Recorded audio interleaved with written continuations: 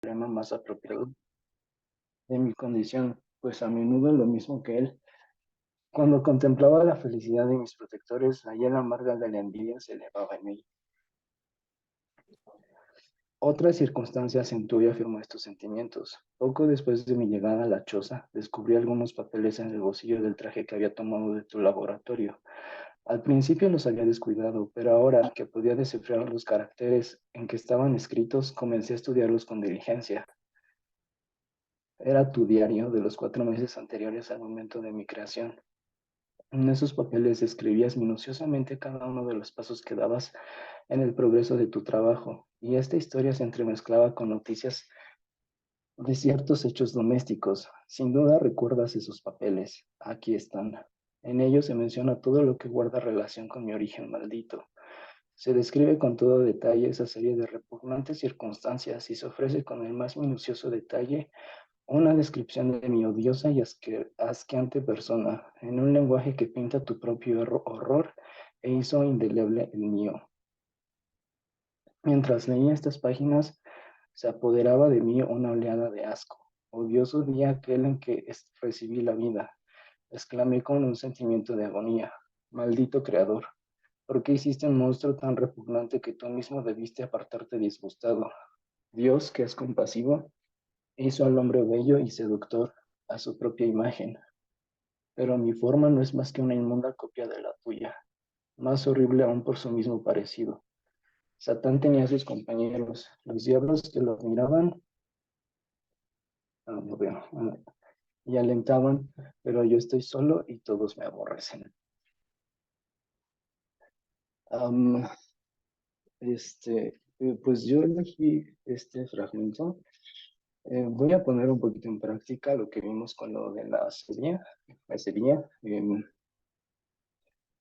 La primera vez que lo leí, me identifiqué mucho con esta criatura por causa de mi propia disposición y carácter, no sé si natural, pero mucho tiempo viví como así, como en la serie, ¿no? Como en mi época emo, entonces, cuando era adolescente, ¿no? Todo es así, y yo me identifiqué mucho con este personaje la primera vez que lo leí, y me sentía como bastante solo, y no entendía por qué yo era como yo era, entonces, y por qué mi pecado era como era. Entonces me identificaba mucho con él hasta que llegué aquí, cuando dice que Dios, que es compasivo, hizo el hombre bello y seductor a su propia imagen, pero mi forma no es más que una inmunda copia de la tuya.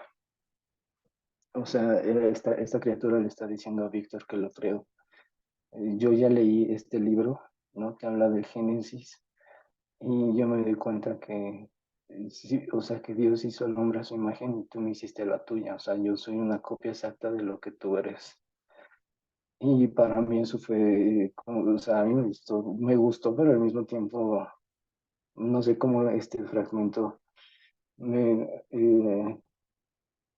pues como que me confrontó, ¿no? O sea, y todo el tiempo quejándome y echándole la culpa a Dios de cómo yo era, cuando en realidad yo no soy esta criatura, realmente yo soy como Víctor Frankenstein, soy un ser que también sabe hacer lo malo y que toda mi vida pues había estado haciendo lo malo. Entonces, bueno, no sé si alguno de ustedes había leído este fragmento, había escuchado de esta historia, pero lo quería compartir porque tiene mucho que ver con lo que vimos en las lecciones de esta semana, de cómo el profesor tiene que poner el ejemplo y tiene que ser honesto con los estudiantes y decir lo que él es, ¿no? Que él también es un pecador.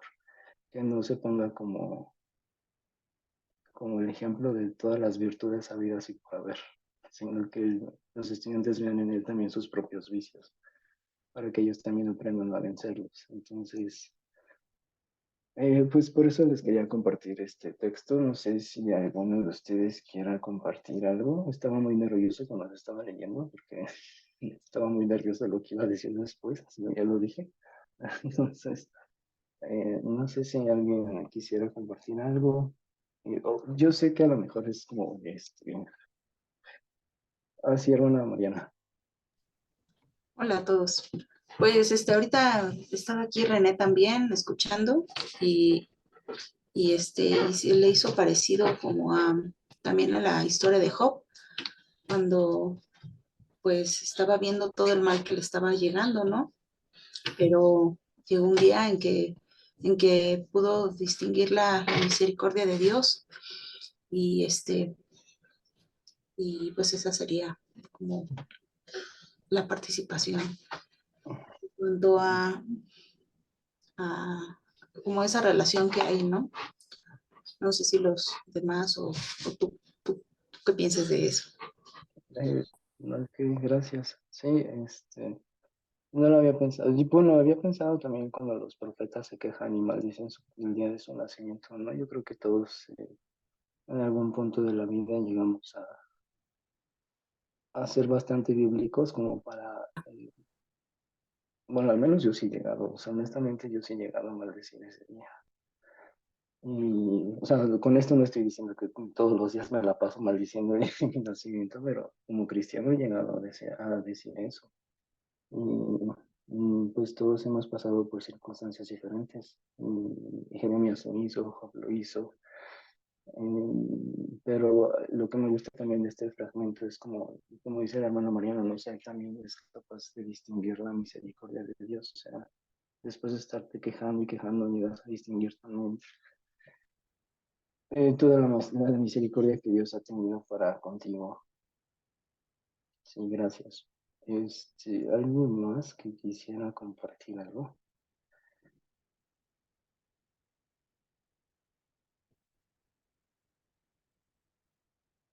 Sí, hermano José. ¿Qué tal, hermanos? Este, sí, hermano, ahorita justo leyendo la parte, bueno, esto que tú estás comentando, que dice, Dios que es compasivo hizo al hombre bello y seductor a su propia imagen, pero mi forma no es más que una inmunda copia de la tuya, más horrible aún por su mismo parecido. A veces yo he pensado, hermano, en que finalmente creo que todos los presentes, pues, gracias a Dios, estamos completos, por así decirlo, al menos físicamente hablando. Pero hermanos, o sea, hay personas que literalmente pueden decir, yo no tengo un brazo, ¿no? O sea, yo no tengo, no puedo escuchar, yo no puedo ver. Hay muchas cosas.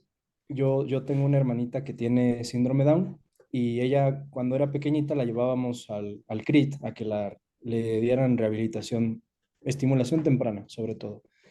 Y había niños, hermanos, que tú los veías y decías, tú te cuestionabas, ¿no? Y decías, ¿cómo puede Dios crear a un niño que va a sufrir por su condición? Es un tema muy sensible, ¿no? Yo creo que no quiero ser tampoco grotesco con esto, pero hermanos, o sea, finalmente algo que me queda claro con la educación clásica, y una vez lo pregunté en un foro, es por ejemplo, cómo le enseñas educación clásica a un niño con retraso mental, ¿no? A un niño autista. Y parte de lo que rescata la educación clásica es que por no ser utilitaria, esas personitas, por el hecho de que tienen alma, son valiosas. O sea, es valioso el hecho de que tú les quieras enseñar lo bello, lo bueno y lo verdadero, aunque en su vida nunca lo puedan llegar a aplicar, porque es parte de lo que, ahora sí que de lo que los relega de la sociedad actual, que es utilitaria. Y no se diga lo mismo con los ancianos, con otro tipo de personas que no tienen la misma capacidad que uno. Y ahorita estaba recordando esa parte, ¿no? Porque en un sentido, Frankenstein es un monstruo, o sea, pero hay personas que en este mundo se han sentido de esa manera, pero finalmente hay algo que es la imagen de Dios que está impresa en todo ser humano. Y en un sentido, nosotros que sí tenemos como, pues ahora sí, no nos falta nada, es lo que les decía, pues cuanto menos tenemos algo que renegar en este aspecto, ¿no? Delante de Dios. Eso es lo que estaba reflexionando, hermano. O sea, creo que es bastante fuerte, ¿no? Lo que está diciendo aquí el personaje. Y no quiero pecar de atrevido de decir, me relaciono. No, no, no. No me relaciono con esto tal vez, pero sé que verdaderamente, o sea, hay que ser sensibles, ¿no? A esta realidad y tener sobre todo esa actitud de agradecimiento con Dios, ¿no? Y de compasión también para los demás, en el sentido de que pues sí, o sea, como dices, hermano, a veces podemos llegar al punto de querer decir, maldito el día en el que nací, ¿no? Por alguna circunstancia adversa que tengamos, pero siempre hay alguien que le ha pasado peor, ¿no? Y eso nos amonesta a nosotros también. Sí. Gracias, hermano José, hermana Aida. Hola, buenas noches, hermanos. Paco. Sí, estaba pensando, en una parte específica que, digo, tendría que meditarlo más del contexto total de la obra. No la he leído, pero me quedo pensando cuando dice aquí, ¿por qué hiciste un monstruo tan repugnante que tú mismo debiste haberte apartado disgustado? Y creo que este suele ser, o algo parecido a esto es quizás la reclamación de los pecadores, ¿no? De los impíos que pueden llegar a decir o a echarle la culpa a Dios de su pecado en medio de la convicción de pecado, pero sin esperanza, tener esta clase de pensamientos, o sea, me doy cuenta que soy repugnante, ya tengo convicción de pecado, ya me siento mal por mi pecado, pero veo que soy esclavo y veo que tú te apartas de mí y veo que no soy digno de ser rescatado, que no deberías tener misericordia de mí, que no sé, este tipo de pensamientos cuando uno ya está, pues diría yo incluso a punto de ser salvado, cuando por fin estás perdiendo la esperanza en todo lo demás, pero al mismo tiempo todavía sin esperanza, eh, y echándole la culpa a Dios. O sea, me creaste y después te, te, te, te doy asco. ¿Cómo es esto? Pero justo creo que, bueno, no sé si es la intención del autor, pero veo cómo irrumpe la idea. Dice, Dios que es compasivo, o sea, esa irrupción es como si el mismo autor al estar explorando esos pensamientos tan sombríos, de repente estuviera aclarando, o sea, no es culpa de Dios. Y justo creo que lo pareciera que lo reafirma cuando dice, mi forma no es más que una inmunda copia de la tuya, o sea, y dice más horrible por su parecido mismo, es decir, no es, bueno, el pensamiento lo que me estaba llevando es que esa imagen repugnante del pecador no es la responsabilidad de Dios. Dios creó al hombre santo, feliz, eh, vemos en la escritura, pero ellos buscaron muchas perversiones. O sea, nuestra condición caída es producto de nosotros mismos. Entonces, somos nuestro propio creador de esta versión inmunda, no es culpa de Dios. Entonces, estaba pensando en esta fracción, insisto, después pareciera como que se sale, ya no sigue en esa línea, pero bueno, eso me hizo pensar. Ok. Sí, muy bien, gracias a todos por sus comentarios. Lo que sigue diciendo después es, no, o sea, sigue meditando sobre esto y él le dice, ¿no? O sea, yo leí en este poema del Génesis cómo Dios le dio una pareja a cada bestia y cómo Adán le dio a Eva. Y dice, pero tú no me das a nadie, o sea, tú me dejas solo y tú no me quieres dar a nadie. ¿Por qué debo de ser privado yo de esa compañía? Entonces, pero sí, lo que tú estás diciendo, hermano, tiene, o sea, sí lo leíste bien, porque está hablando de dos creadores, ¿no? De uno que le dice que es maldito y el otro que es compasivo. Entonces, está comparando a dos creadores y dice, Víctor, tú eres un creador malo y perverso y repugnante, pero Dios no es así. Entonces, sí, yo, bueno, lo que comentaba el hermano José, igual es una cita bastante fuerte. Yo creo que sí es bastante fuerte, hace reflexionar mucho y podríamos estar aquí mucho tiempo discutiendo y meditando. Y a mí en lo particular, pues bueno, la escogí precisamente por esta parte, por este fragmento, ¿no? Que es como el clímax del discurso, donde esta criatura confronta a Víctor y le dice, o sea, me estás dejando solo, entonces lo que yo voy a hacer es dejarte solo a ti y voy a empezar a matar a tu gente, a tu familia, para que tú sepas lo que yo estoy sintiendo ahorita. Entonces por eso lo toman como un monstruo, ¿no? Porque empieza a matar a diestra y siniestra a la familia de Víctor, a sus hermanos, a su prometida. Y lo que, la manera en la que a mí me impactó personalmente, ¿no? Es eso, como lo dijo el hermano Paco, exactamente. Yo estaba hastiado por mi propia monstruosidad moral, pero es aquí donde así, o sea, pues, se corta, donde yo no puedo echarle la culpa a Dios de cómo soy, sino porque, como dice Eclesiastés y lo dijo el hermano Paco, ¿no? O sea, Dios me hizo perfecto, pero yo busqué muchas perversiones. Pero bueno, ya no voy a seguir hablando de eso. Vamos a, lo dejo para que todos ustedes lo mediten y lo consideren y pues los invito también a leer. Pues el libro está bastante corto y está muy bueno. Sí, sí se presta mucho en la discusión y creo que alguna vez escuché a una mamá decir que este libro lo estaba leyendo su hijo adolescente precisamente y que no lo pudo soltar. O sea que fue un libro que lo atrapó bastante. Entonces creo que está muy bueno para un adolescente, ya para alguien que está entrando, esto está saliendo de la niñez. Eh, pero bueno, sí, gracias a todos por sus comentarios. Vamos a continuar con la lección,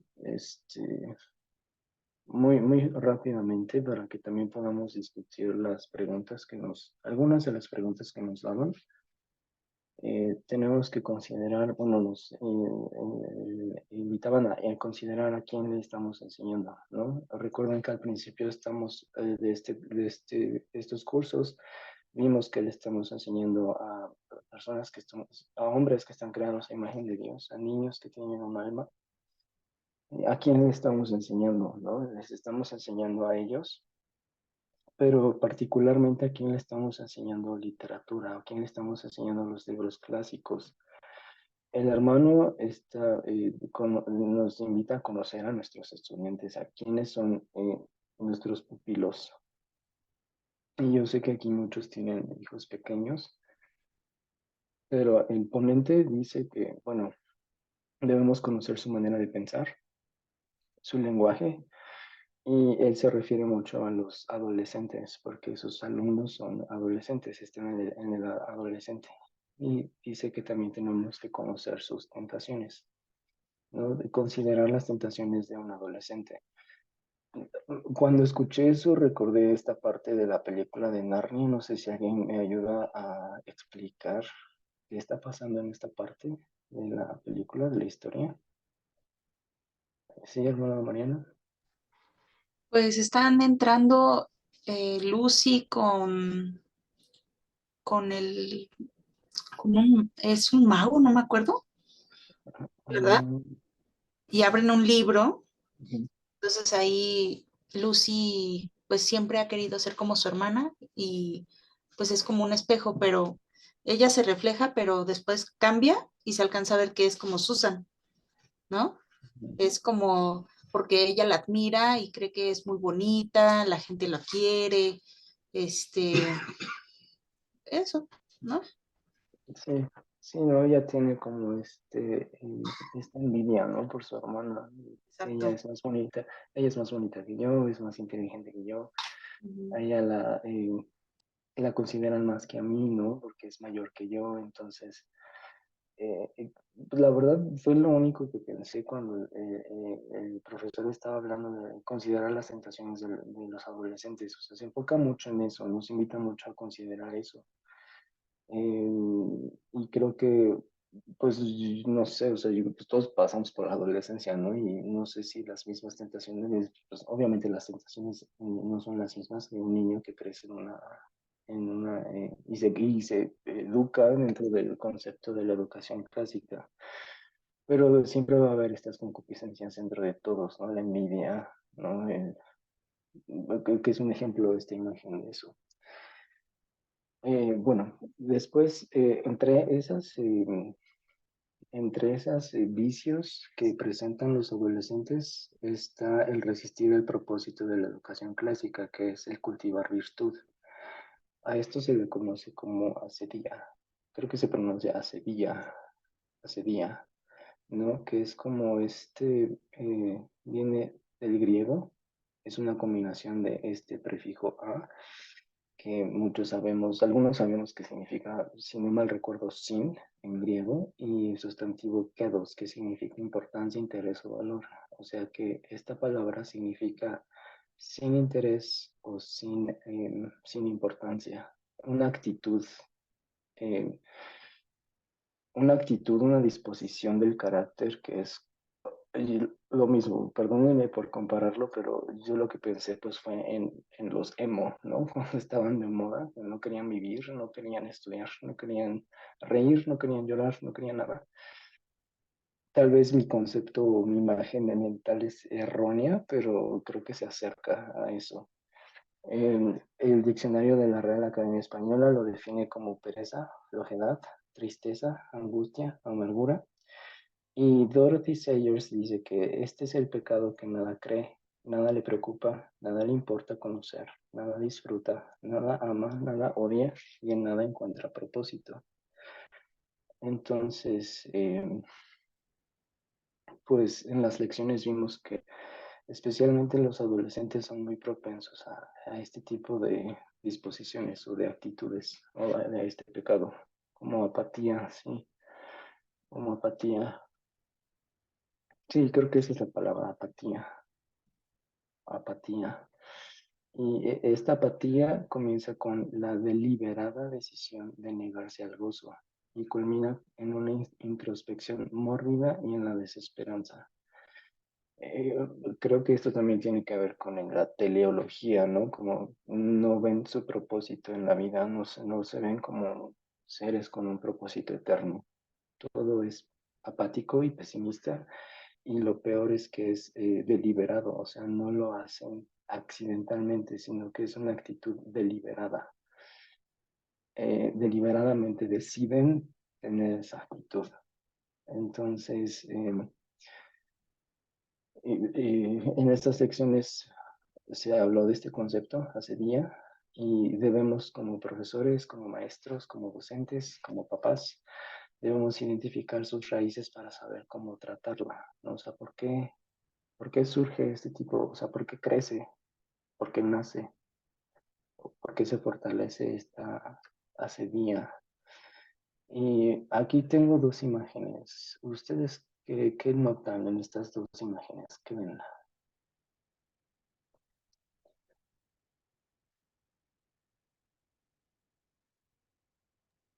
Frustración La frustración, sí. y no sé, estoy pensando en la meditación del otro. el- La meditación, sí. Y vemos que son nombres, gracias, son nombres diferentes, ¿no? O sea, uno es un monje y el otro, pues, aparentemente no lo es. Y si no se nota que no es, pues les digo que no es, porque la imagen no, completa no es un monje, pero tienen dos, son dos hombres diferentes, con dos como vocaciones diferentes. Una es un estudiante y la otra es un monje. Entonces, en las lecciones vimos que, ¿cómo es posible que, porque este tipo de pecado era común en los monasterios? Este pecado era común en los monasterios. Entonces, ¿cómo es posible que alguien que no vive en un monasterio y que no tiene la vocación de estar como un monje, puede compartir los pecados que tenían los monjes de siglos pasados? O sea, ¿cómo es posible? Pues tenemos varias razones. Una de ellas es que ellos, los adolescentes, refiriéndome a los adolescentes, ellos saben que nadie depende de ellos. O sea, ellos tienen esta disposición de carácter porque saben que nadie depende de ellos. Ellos no están casados y todavía no son lo suficientemente responsables como para estar a cargo de alguien o de algo, o de algún ministerio en la iglesia, por ejemplo, o de formar una familia, o de tal vez de tener un trabajo formal. Entonces eso hace que ellos no vean su propósito en la vida y comience a crecer esto. Otra razón es que no tienen un cimiento teológico para las buenas obras. Y esto se me hizo muy interesante y para los que escucharon las lecciones, no sé qué piensan, porque el expositor menciona que estos adolescentes durante toda su niñez han escuchado que leer la Biblia no te hace cristiano, orar no te hace cristiano, haber nacido en una familia cristiana no te hace cristiano, ir a la iglesia no te hace cristiano, obedecer los mandamientos y hacer buenas obras no te hace cristiano. Entonces, ellos llegan a un punto donde dicen, bueno, entonces, ¿para qué estoy? ¿No? Entonces, ¿qué hago? Si las buenas obras no me van a salvar, entonces, ¿para qué las hago? ¿No? Y lo que prefieren hacer es, pues, no hacerlas, porque para ellos, si no somos salvos por las obras, pues tampoco vamos a ser condenados por no hacerlas.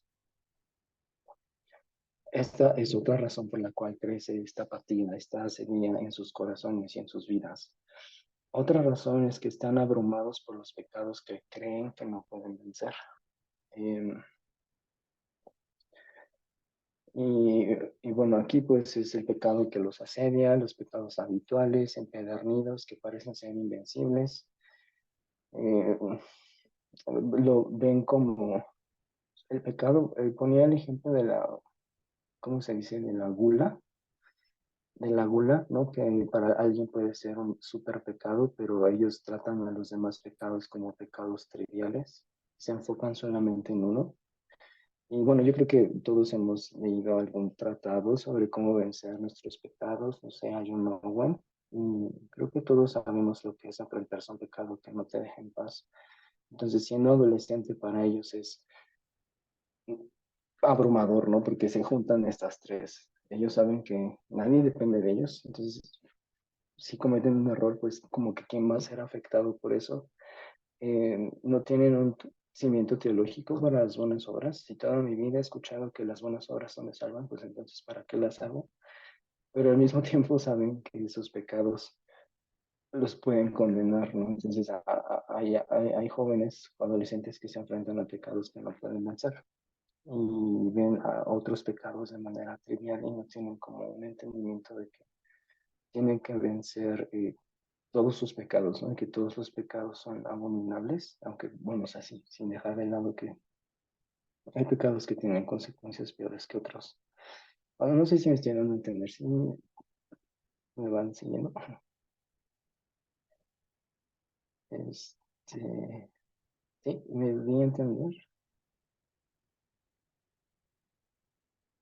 Ok, gracias.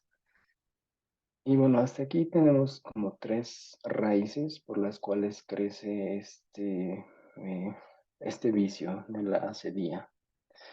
Y hay una cuarta que es como a la que se le da toda una lección, que es el, corríjame si lo escribí mal o si estoy mal, eh, en español sería el nominalismo, no sé si se diga el cristianismo nominal o de nombre, donde este es uno de los, como de las grandes raíces por las cuales crece esta apatía en los estudiantes, eh, porque, porque solamente buscan ser cristianos de nombre.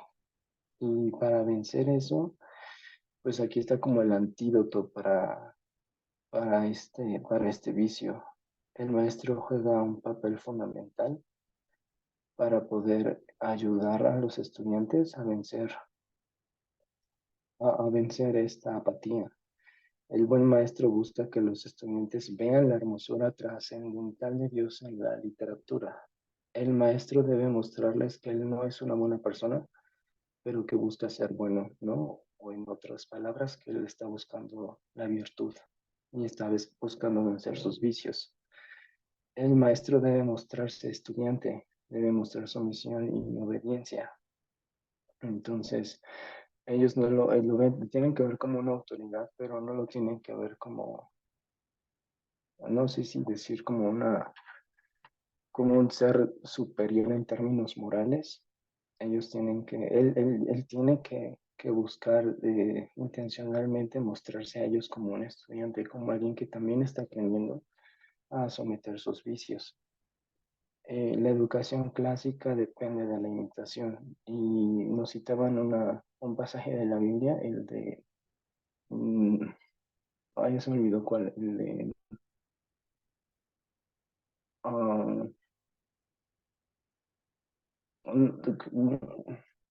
Sed no era, imitadores de mí, ¿no? Como yo soy de Cristo. exacto, sí, gracias. Ser imitadores de mí como yo soy de Cristo. Este, la educación clásica depende de la imitación. Entonces, lo que ellos vean en nosotros es lo que ellos van a buscar hacer y ser, ¿no? Entonces, también a nosotros se nos invita a mirar como a los héroes de la fe, de la escritura, y no sé, a los misioneros, y a todos estos hombres que han dado un buen ejemplo en su vida cristiana. O sea, nosotros mismos tenemos que buscar delante de ellos y con ellos esa virtud que hemos visto en otros hombres, en otros hombres y mujeres, ¿no? De Dios. Y después dice, el maestro debe mostrar cómo un texto nos hace trizas, pero también cómo un texto nos cura. Y a lo mejor, no sé, eso fue lo que traté de hacer al principio, por eso elegí el fragmento de Frankenstein, que fue un texto que cuando yo lo leí, pues como 8 años o 9, pues a mí sí me hizo trizas, pero al mismo tiempo me hizo ver pues que, pues que yo estoy mal, pero Dios es bueno, ¿no? Eh, y si no ves lo profundamente pecador que eres, no querrás profundamente ser bueno. Entonces uno tiene que tener esta conciencia de la gravedad de su propio pecado para que con esa gravedad y esa intencionalidad y ese celo busque también ser un hombre de virtud, un hombre que haga lo bueno. Y la última, tus estudiantes no van a amar mucho hasta que se les perdone mucho y para eso tienen que confesar mucho y no van a confesar hasta que el maestro les enseñe cómo. Entonces, en conclusión, lo que, con lo que yo me quedo y me gustaría pues eh, comentarlo aquí con todos es que dentro de esto de la educación clásica, la enseñanza de la literatura, uno tiene que estar dispuesto a mostrarse como es, pero tampoco a decir más de lo debido, como para horrorizarlos, pero sí lo suficiente como para invitarlos a que ellos también vean que para ellos también hay gracia, que para ellos también hay misericordia, que ellos también pueden vencer sus pecados, que ellos pueden salir de esa apatía y de esa sequía. Y pues creo que eso es... eh, no, hay una más. Las preguntas de discusión. Bueno, no sé si hasta aquí alguien quiera comentar algo, que tal vez aportar algo más que a mí se me haya pasado, o no sé, algún comentario. Y si no vieron las lecciones, ¿qué opinan?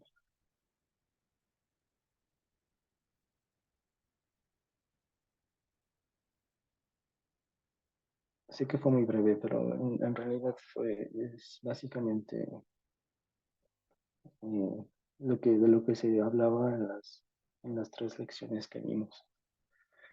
Sí, hermano Jesús. Sí, hermano. A mí me gustó mucho la frase que dijo Joshua Gibbs, aunque no estoy seguro que la haya... Es que él mencionó que en la Biblia dice que Jesús dijo, no os hagáis muchos maestros porque solo uno es maestro y ese es Dios, ¿no? Creo que, o sea, sí es cierto, ¿no? Es verdad, yo me quedo con eso. No estoy seguro que la cita sea correcta o al menos creo que estoy mezclando dos citas en mi mente, hermano. Pero no deja de ser verdadero lo que dice, ¿no? Y yo creo, hermano, que muchas veces, no sé si idealizamos demasiado el concepto de maestro y más que pensar en un teacher, pensamos en un master, que es así como, o sea, un sensei, ¿no? O sea, alguien que sabe de todas, todas y que, sí, exacto. La cita dice, no me llamen rabí. Exactamente. Sí, sí, sí. Mm. Eh, y tenemos esa idea de que por ser maestros o en primer lugar, que al escuchar a un maestro estamos como recibiendo la iluminación, ¿no? Y eso pues crea algún tipo de idolatría hacia los maestros, ¿no? Y pues pasa en todos los contextos, en las iglesias, en las escuelas, etcétera. Pero por el otro lado, cuando nosotros llegamos a ser el maestro, nos sentimos apocados, ¿no? Porque decimos, es que no soy el máster, ¿sabes? O sea, no domino a la perfección todo lo que tengo que enseñar. Y yo creo que es un buen equilibrio como tener esa visión de decir, soy maestro, pero soy alumno. Entonces, no lo sé todo, pero te voy a ayudar y te voy a guiar a que juntos lo descubramos, ¿no? Eso por un lado. Y por el otro lado, o sea, al escuchar a un maestro, se respeta, se escucha, se atiende, pero su palabra no es infalible, ¿no? O sea, maestro, rabí, solo hay uno y ese es el Señor. Entonces esa parte me llamó mucho la atención, hermano, y ahorita que la tocaste, quería comentarlo. Ok, sí, muy bien, gracias. Yo creo que, como dice el hermano Josué, idealizamos mucho a los demás, pero también nos idealizamos mucho a nosotros mismos.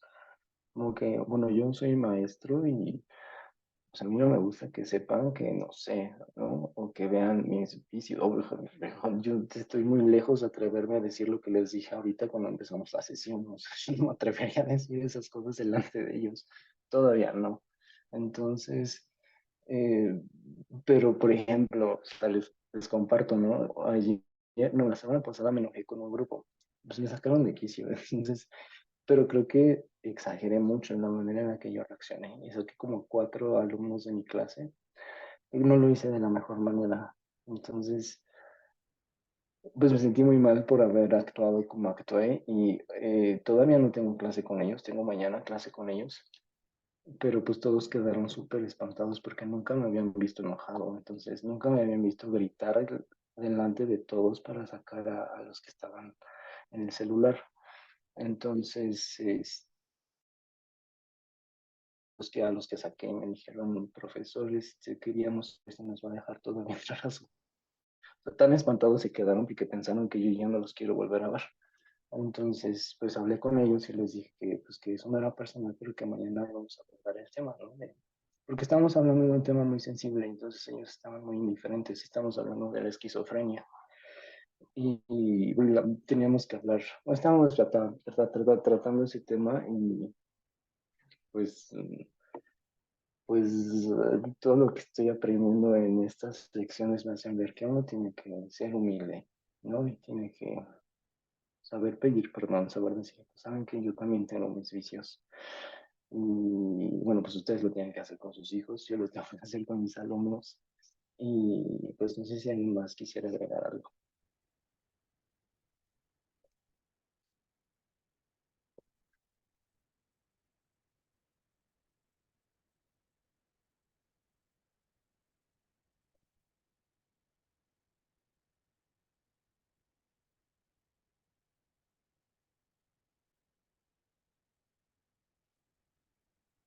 No, ok. No sé si lo están pensando o si... sí, hermano Paco, bueno, la... Yo creo que sí lo están pensando, hermano. La realidad es que sí, las lecciones son pues son muy cristianas. De hecho, creo que nos vinimos a enterar. Algunos creo que especulaban o especulábamos que Josh era católico y pues ya vimos que no. Y creo que tiene, por ejemplo, a mí me pareció un poquito, me sorprendió, pero creo que estoy de acuerdo con él, que puede haber algún énfasis en algunas doctrinas que creo que son necesarias al hacer diferencia entre los falsos conversos y la sana doctrina o los frutos que hay de una verdadera conversión. Pero creo que en efecto, o sea, cuando nos resulta que nosotros somos el estándar, ¿no? Creo que eso a mí también me llevó mucho a meditar en cómo nuestro propio corazón pecaminoso nos va llevando eh, poco a poco. A veces, pues las victorias del enemigo no son nada más caer en pecado escandaloso o apartarnos de la fe, sino simplemente que no avancemos, empezar por ahí, estancarnos, no buscar la virtud justamente porque en mayor o menor medida tenemos algunos de estos resquicios, estas ideas, cuidarnos del legalismo y muchas otras cosas y no tenemos la base de la ética cristiana, de las virtudes, entenderlas y no, entonces creo que en verdad sí nos estancamos y creo que es algo común en el protestantismo en general, en el evangelicalismo, justamente por el temor que tenemos de Roma, ¿no? Y el error, porque es un error, pero ahí hay un lugar, creo yo, que es el correcto. Y creo que aunque a veces lo entendemos en principio, ok, hacemos buenas obras porque amamos al Señor, pero luego, bueno, ¿qué es una buena obra? Y ahí hay todo un vacío doctrinal, creo, o de ejemplos de donde haya realmente una tradición profunda, que nos pueda ilustrar y que podamos seguirlo. Creo que es ahí donde vamos a tener que ir construyendo nosotros justamente con toda esta educación en virtud para nuestros hijos y no solo para nuestros hijos, porque pues, tenemos que ser ejemplo. Entonces, sí, hay mucho ahí todavía que hacer. Sí, sí, hermano, muchas gracias. ¿Alguien más que quisiera confesar algo? Porque sí, nos decía al final de las sesiones, ¿no? Uno tiene que confesar también con sus alumnos. Entonces, no me dejen morir solo. ¿Alguien más que quisiera confesar algo? Compartir algo, alguna reflexión, no sé, algún... Bueno, ya sé, mejor vamos a pasar a las preguntas de discusión que si surgimos en el olvidar. Escogí 4. No sé si nos dé tiempo de de comentar todas. La primera es, ¿por qué es difícil para los adolescentes aceptar la necesidad o posibilidad de crecer en la virtud?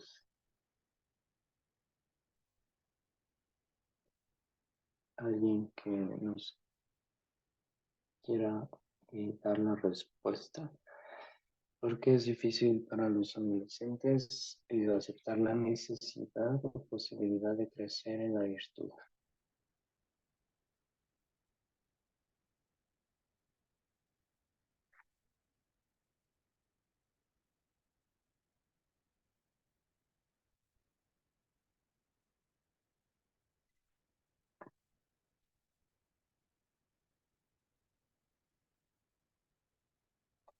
Hermano José. Sí, hermano. Mira, yo cuando fui adolescente era sumamente apático a cualquier cosa que tuviera que ver con mi desarrollo personal, ¿no? O sea, como que no tenía metas claras de nada. No sé si es normal en ese periodo que estás divagando entre tu verdadera identidad, no sabes quién eres, a dónde vas, qué quieres hacer con tu vida.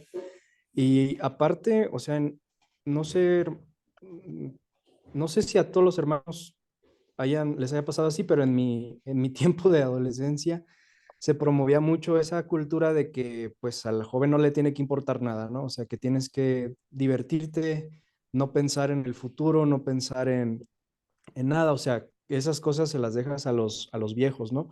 Entonces, cuestiones serias como la virtud, la justicia, el orden, pues no, o sea, no estaban dentro de tu cosmovisión.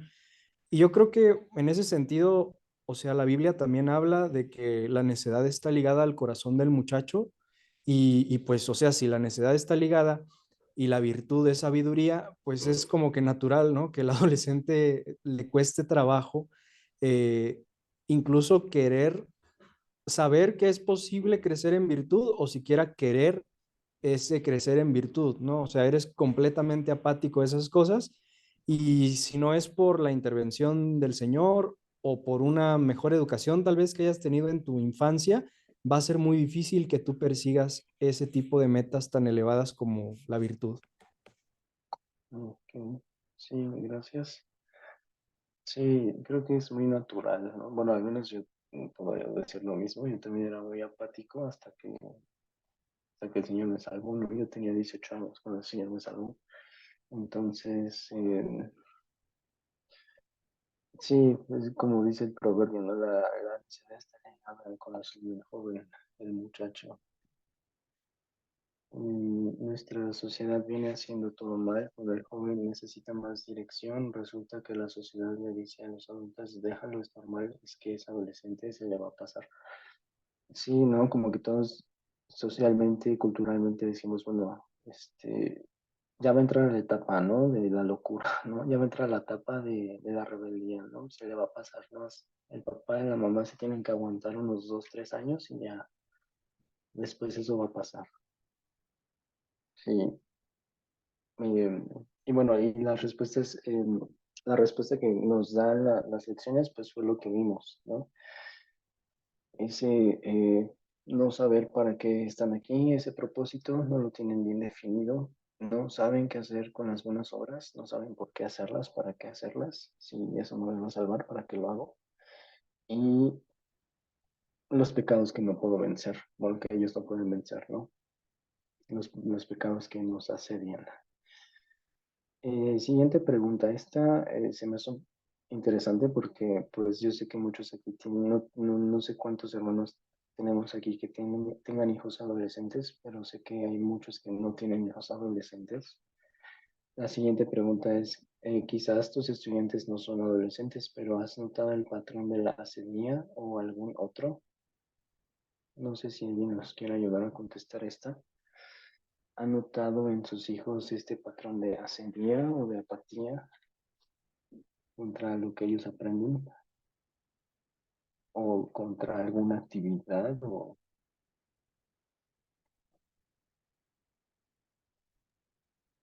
Sí, hermano.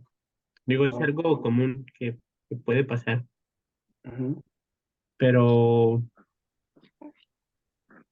¿sabes, hermano? Creo que, como mencionabas, ¿no? Sí necesitamos sabiduría y sobre todo, por ejemplo, el área en la que a mí me hiciste pensar es en el área de conocer sus tentaciones. Eh, Como padre en el hogar, pues sí, sí saber cómo guiarlos y cómo llevarlos a vencer esas tentaciones que pueden ser miedos, pueden ser temores, tal vez para nosotros ya muy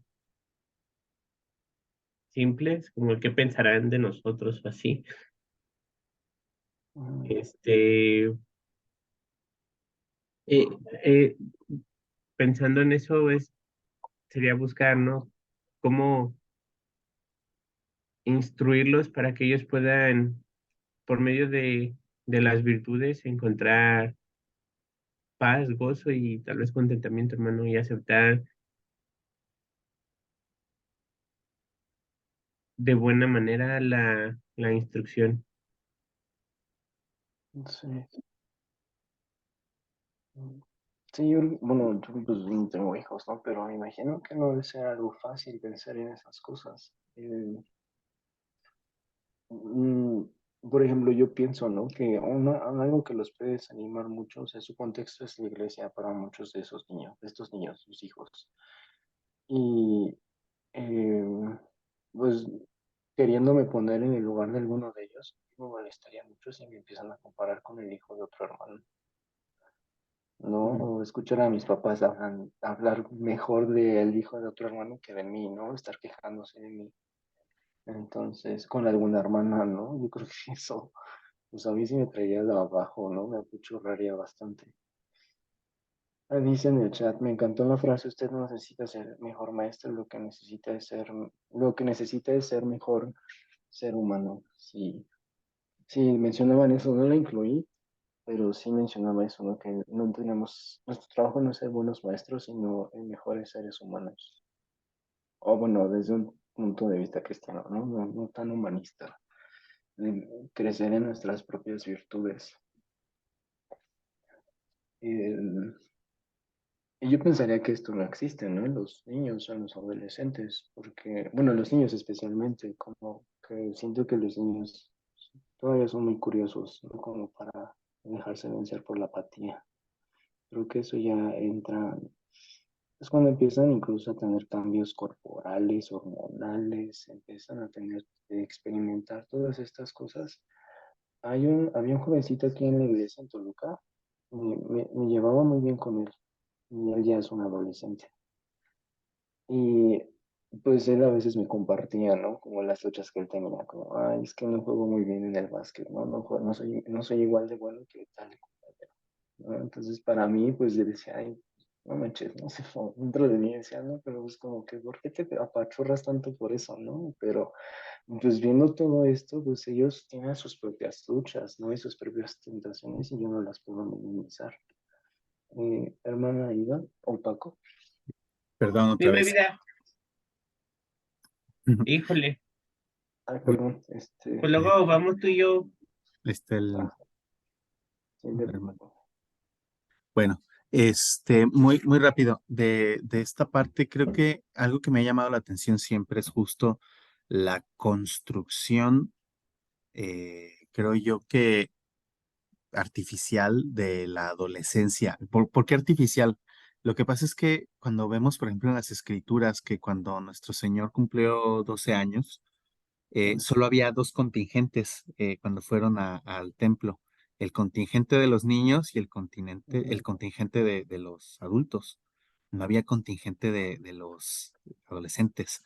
Entonces, más bien, la infancia, por así decirlo, era la preparación para después ya el formar parte del grupo de los adultos. Había incluso, o existe ya pues más tardío en el judaísmo también el Bar Mitzvah, ¿no? Y la celebración de la hombría y todo esto, pero es a la edad de los 12 años y creo que justamente es porque la expectativa es que a esa edad ya estén teniendo responsabilidades o que estamos formados para eso. Y creo que justamente en nuestra sociedad en la que a esas edades suelen estar los niños todavía muy cobijados por los padres y sin tener realmente mayor responsabilidad, creo que eso también es un detonante de que suceda esto. O sea, siguen totalmente protegidos, no tienen mayor responsabilidad que, entre comillas, estudiar y pues la escuela se vuelve un club social es como varios elementos, creo yo, que van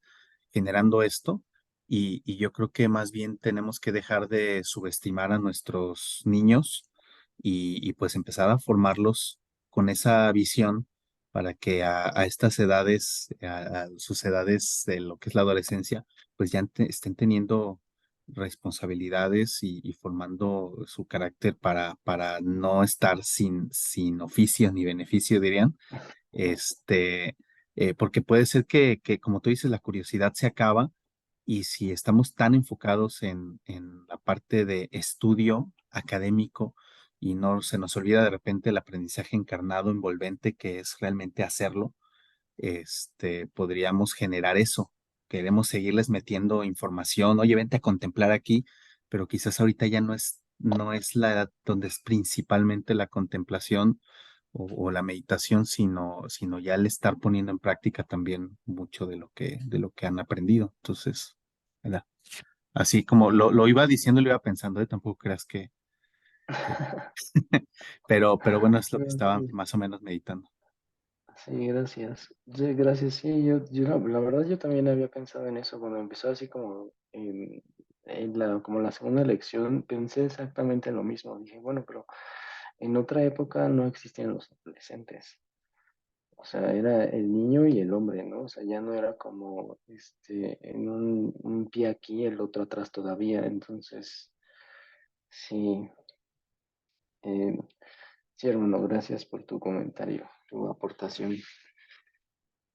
La siguiente pregunta, ¿cómo podemos nosotros como educadores clásicos tratar con los obstáculos que amenazan de obstruir un pleno crecimiento de toda la persona para una vida ética en la vida de los estudiantes?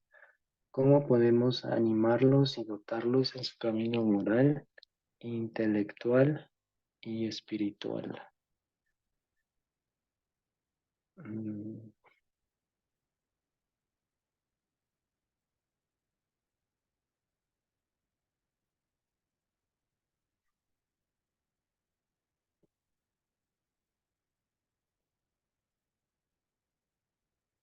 No sé, espero que se entienda la pregunta. Eh,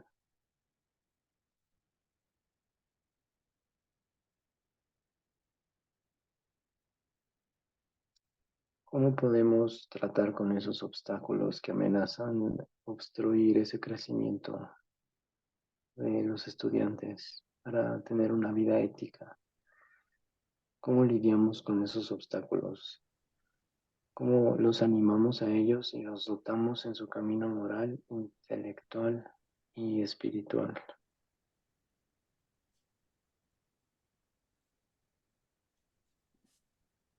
¿Sabes, hermano? Desde mi perspectiva como padre, teniendo tanto hijos pequeños como un adolescente, bueno, un preadolescente o un jovencito, este, eh, y yo creo que en toda etapa de nuestros hijos, hermanos, va a influir siempre nuestra manera eh, de cómo traemos a ellos las cosas. O sea, al final de cuentas, me hiciste pensar algo que mencionaba Sujel Michelén en una predicación, que nosotros somos un libro abierto para ellos en todo tiempo y aún como en esa etapa de adolescentes, ellos continúan aprendiendo de nosotros, hermano, cómo tomamos las cosas, cómo respondemos a las cosas cuando son difíciles, cuando son aceptables. Y, y cuando el Señor habla acerca de los frutos del Espíritu, hermano, si ellos ven los frutos del Espíritu en nuestra vida, hermano, yo creo que para ellos va a ser más fácil poder adoptarlas y tomarlas para sí. Entonces, si, si uno de nuestros hijos, o el más pequeño, o el mayor, se encuentra viendo nuestra, nuestra respuesta en cualquier tipo de circunstancias, ellos van a poder saber, ellos van a tomar eso de una manera para saber cómo dirigirse, ¿no? Por ejemplo, el sábado nos dejó la camioneta, ¿no? Y primero tratamos de tomarlo pues, todo con tranquilidad, ¿no? Con paz, con paciencia, buscando una mejor solución. Y aparente todo iba bien hasta ahí, ¿no? Cuando, cuando unas horas más tarde, hermano, empezó todo a complicarse, pues ya vieron nuestra mala respuesta, ¿no? Eh, entonces, yo creo que ellos van a poder, ellos son perceptibles y pueden ver todas esas cosas, ¿no? Y mientras ellos sean mejor o mayormente influenciados por un camino de la rectitud, por un camino con buenos principios, con un camino donde sentados en el uso de la razón, con sabiduría y pues ese cuidado espiritual, ellos van a poder tomar así las consecuencias o las cosas que vayan a presentarse en su vida, ¿no? Entonces, pues para mí la mejor manera de cómo podemos educarlos en el aspecto de la buena moral, de la conducta o de, o de cualquier área así, hermano, es siempre principalmente por nosotros. Como maestros, pues ellos van a ser siempre los que se inclinen a a nuestra sabiduría, ¿no? Tal vez en nuestra sociedad está muy irrigada el uso de que la influencia sea por parte de terceros y no por parte de quienes están puestos como principales dentro de su hogar. Pero pues es ahí donde vamos a poder tomar ventaja, ¿no? Ir inculcando todas estas conductas. Sí, sí, hermano, gracias. Mm, sí, como dice el hermano, ¿no? Como que esos momentos de tensión donde se pone a prueba nuestro carácter es donde ellos van a, pues, a sentirse animados, ¿no? O desanimados en Sí, cómo ellos lidiar con sus propios problemas. sí, digo, era un Sí, problema pues que podríamos haber resuelto, ¿no? Pero pues muchas veces pasan el tiempo, pues puede ser difícil, ¿no? O puede ser, mm, me, se me fue la palabra que iba a utilizar. Puede el tiempo jugar con nuestras emociones, ¿no? O influir en nuestras emociones. Por ejemplo, ya mi esposa estaba cansada, mis niños chiquitos estaban desesperados, y pues ahí entonces fue cuando todo se empezó a complicar. Y es ahí donde pues podemos dar en un ejemplo, ¿no? Difícil, pero en cuestiones generales, nuestra conducta va a ser siempre la que influya en ellos.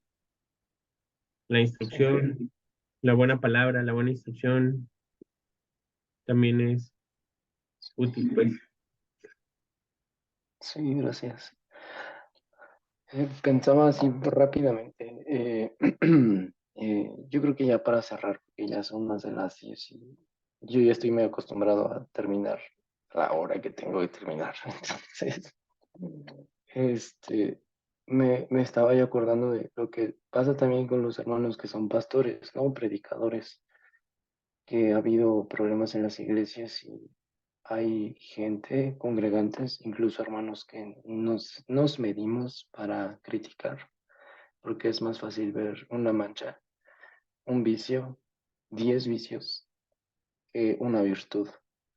Y yo creo que eso también, yo creo que desgraciadamente eso pasa también con los alumnos, con los hijos, ¿no? A veces los marca más una mala actitud del papá, de la mamá, que, que una mala actitud que sus virtudes, ¿no? Y que todo su esfuerzo, que por la gracia de Dios esperamos que no sea así.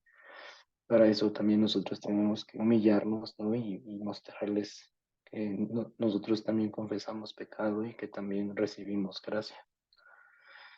Y bueno, pues no sé si alguien más quisiera añadir algo para concluir.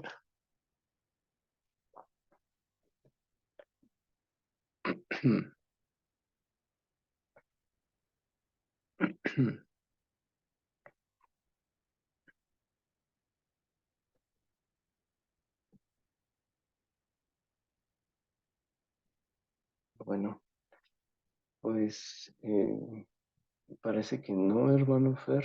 Entonces, pues creo que, bueno, yo ya sería como todo de mi parte de por hoy.